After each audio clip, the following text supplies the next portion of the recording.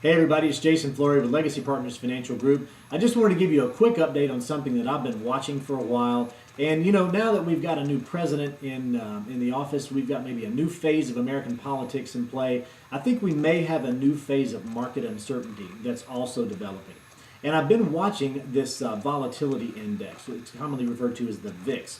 Well, see, the VIX is kind of a fear gauge. And usually when stocks are going up, like when the S&P 500 average is increasing, the VIX is dropping. And then when stocks begin to fall, people are concerned and the VIX goes back up. So it kind of has this inverse relationship to each other. But what we've seen lately is the markets have been hitting new highs, which should indicate that the VIX averages are hitting new lows, but they're not. They're hitting higher lows each time.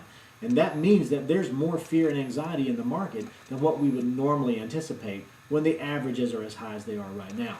So that in past history, the annals of the stock market have said that a correction is in order. And the other thing that I'm seeing is there are quite a few major buyers out there buying call options, and they're buying them so far out of their current market price that we would have to have a meaningful correction in the market for those to be able to be profitable.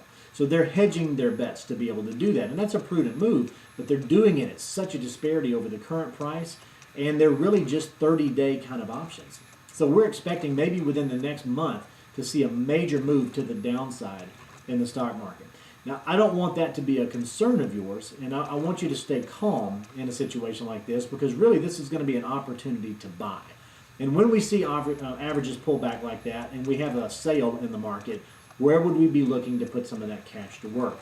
One of the big areas that I've been focused on is in the financials. I mentioned that in a previous update, but if you look at Wells Fargo, JP Morgan Chase, and Bank of America, they have about 35% of the nation's deposits on hand just between those three banks.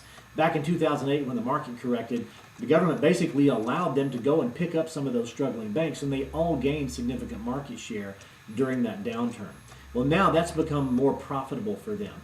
Plus, they've also got fewer bad loans on the books than they had back then, too. So the default rate is down, and they control about 20%. Just those three banks control about 20% of all the loans that are out in America currently.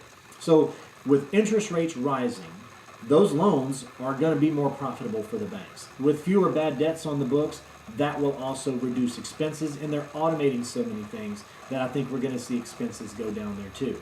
So when you line up the increase in earnings and the reduction of expenses and the scale at which these three banks cover the American marketplace, I think it is a very good earnings opportunity and an opportunity for growth.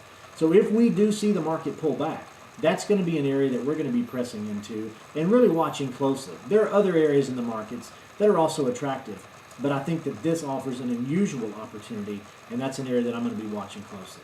So I just wanted to give you a heads up. Again, I don't want you to be concerned if the markets go down. It's a normal pattern and a normal behavior, but we're seeing indicators line up in an unusual fashion right now that may give us a little bit of insight as to why something could be happening, and that would give us some confidence to be able to buy into the midst of all of that when everybody else is running away. So that's the update for this time. Remember, count your blessings as often as you count your money. That's the only way I know how to be happy and to stay happy. And I'll be in touch again soon with another update. If I can help in any way, please give me a call. I'd love to talk to you. 678-388-2233 is the number, and I'll look forward to seeing you next time.